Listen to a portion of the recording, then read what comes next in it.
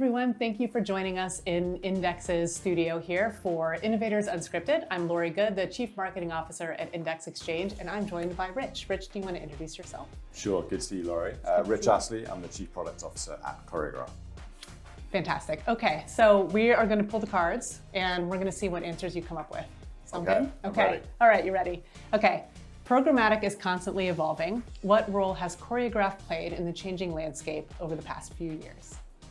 All right. So I think there's a couple of things, right? First of all, we've been working hard over the last couple of years to bring together a lot of the innovations of product development across WPP into one place, and that's all with a view to creating one platform with one data capability for all of our clients. So really sort of kind of simplifying how we go to market.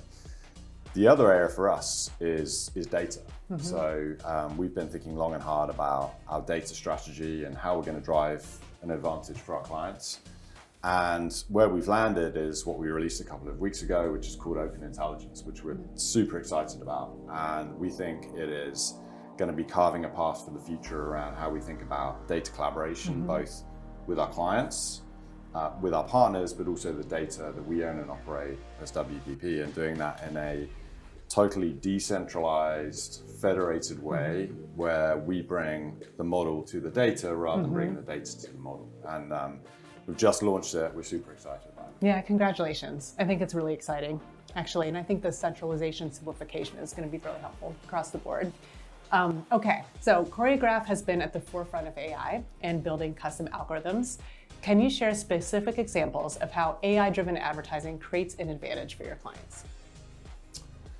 Yeah, I mean, I think there's probably two areas that we'd probably really drill into of where we're seeing tangible, real-life examples today. So I'd say the first area is around creative analytics and generation, which is where we're able to harness creative performance data, use that to then build predictive models around how assets will perform in different platforms, in different formats, and then using that to inform dynamic generation of content assets, but also increasingly on the fly as well. So how we dynamically actually serve those assets into environments as well. And then the other area is media optimization. So if you think about the life of a media investment manager, trader in the past, it's been setting up lots of line items, managing those line items, a lot of manual kind of heavy lift work that needs to be done day by day, platform by platform.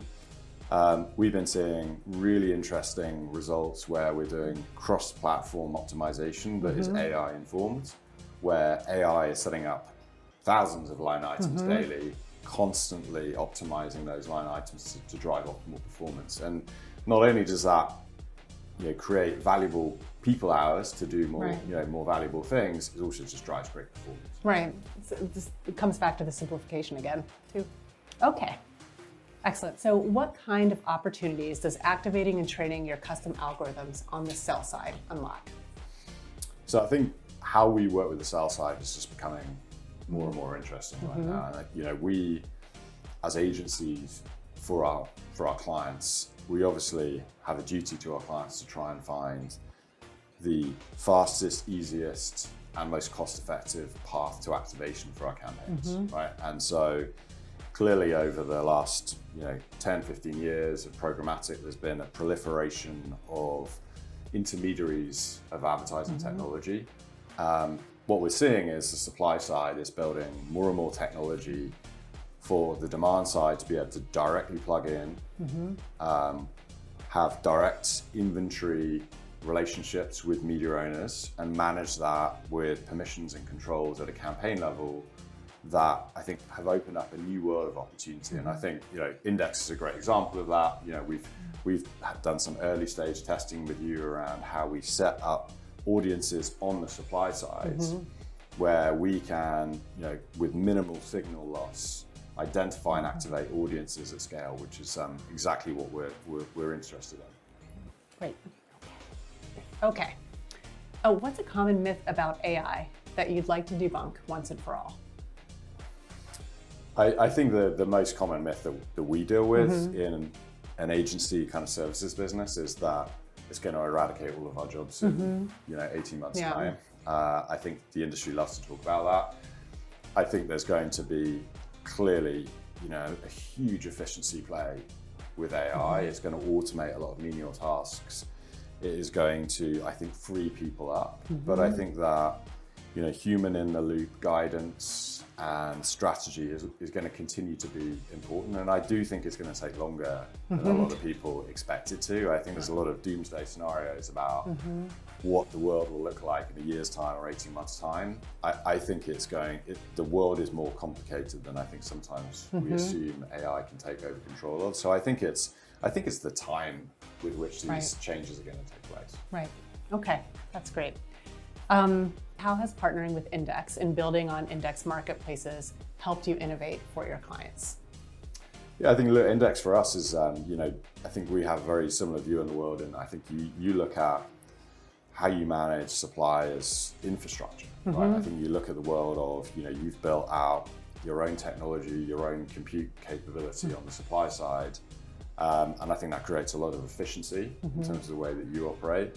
And we think the same way, right? We think about, this is about marginal gains in the world of a lot of competition and programmatic, and how do we find unique advantage? So I think our relationship with Index has been innovative, and I think we've got a lot of interesting work streams together. So, very open partner, and, we love working with you. Yeah, well, thanks. We love working with you all, but I think we're just at the beginning too. I think there's a lot of opportunity. Okay. What's one advancement that you see coming for the industry, and how do sell-side decisioning and AI fit into that? Yeah, I think I'd be interested to see the other interviews in this space, see what they're all saying, but I would imagine that there'll be one or two mentions of agentic and what that means. And you have to talk about it. It's a foundationally new chapter of technology in the way that we think about not only how do we develop product for the future, but the way that we integrate products. And so, agentic is really stretching our thinking around, what the future user experience looks like. So if you think about today, the typical user experiences go into a UI, set things up, manage things with drop downs and putting data into user interfaces. The future will be prompting and asking questions where the hard work is done of an agent that's actually implementing actions into platforms. So, I think we are just starting to scratch the surface of that today. I think we are seeing what the potential could be. But I think we'll be having a very different conversation in a year's time when I think a whole bunch more experimentation has happened. And we see it becoming very, very real. Yeah, I agree. Maybe we'll do this in a year. And we can have that every year. It's our annual please. CAN meeting. Okay, good. Okay. What are you most optimistic about when it comes to digital advertising?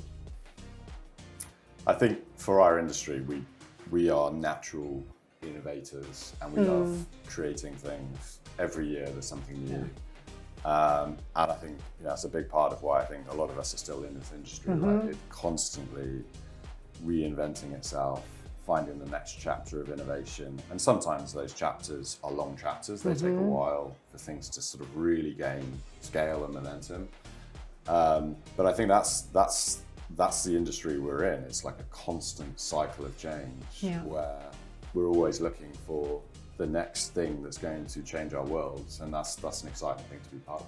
It's true. We are the anti-status quo. Yes. Well, thank you so much for being on the show. Great to see you. All right, you too. All right.